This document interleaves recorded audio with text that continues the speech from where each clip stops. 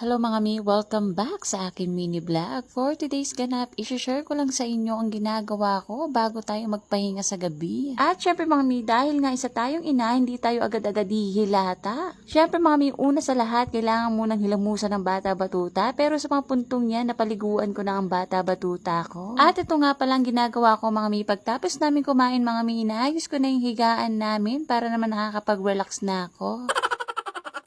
At dahil nga nag-uulan maghapon mga mi at wala kaming kuryente maghapon mga mi kaya nga hindi ako agad nakakilos. Kaya naman yung kwarto namin mga mi parang sinabugan na naman. Char.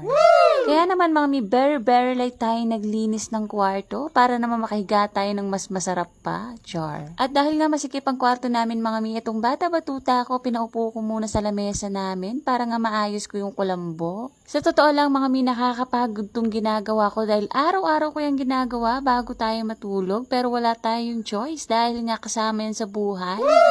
At dahil nga walang ilaw maghapon itong bata batuta ko pinalatag niya sa akin yung car na bahay-bahayan niya. Sabi ko nga sa kanya mga mi liligpitin ko na at dahil nga matutulog na kami hindi magkakasya pagka nakalagay yan. At dahil nga gusto ng bata batuta ko na dyan daw siya matutulog o siya binalik ko na lang para walang gulot walang away. Char. Diyos ko po, Rudy, hindi kami magkakasyang tatlo dyan pag nakalagay yan, kaya lang wala tayong choice. Tapos itong bata batuta ko, nagre-request pa ng baby. Ngayon, saan mo naman ipopwesto ang baby dyan? Ang usapan namin ng asawa ko, saka na ang baby number 2 pag may sarili na kaming bahay. At syempre mga mi, magkakaroon din tayo niyan. I-claim natin yan. Kaya go lang, push lang, laban lang para sa pangarap nating bahay. At syempre mga mi, maniwala lang tayo kay Papa God at darating din tayo dyan. Woo! So ito na nga mga mi, pagtapos kong ayusin yung kama namin, isinunod ko na nga ayusin yung lamesa. Nagwalis at nagpunas na nga rin pala ako mga mi dahil nga dito kami sa kwarto kumakain. Naku po Rudy, maraming hulog na pagkain dito. Kaya araw-araw yan ang ginagawa ko for the pagod ang mama nyo. Diyos ko po Rudy, sino ba yan si Rudy at sikat na sa mga mommies?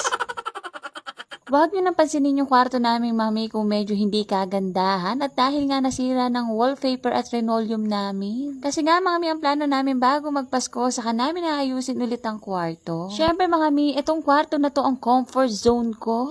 Kaya talaga pilit ko laging inaayos tong kwarto namin dahil nga gusto ko lagi siyang malinis at maganda sa paningin ko. Dahil nga mga mi pag ganun ang nakikita ko sa kwarto namin napakasarap ng pahinga ko.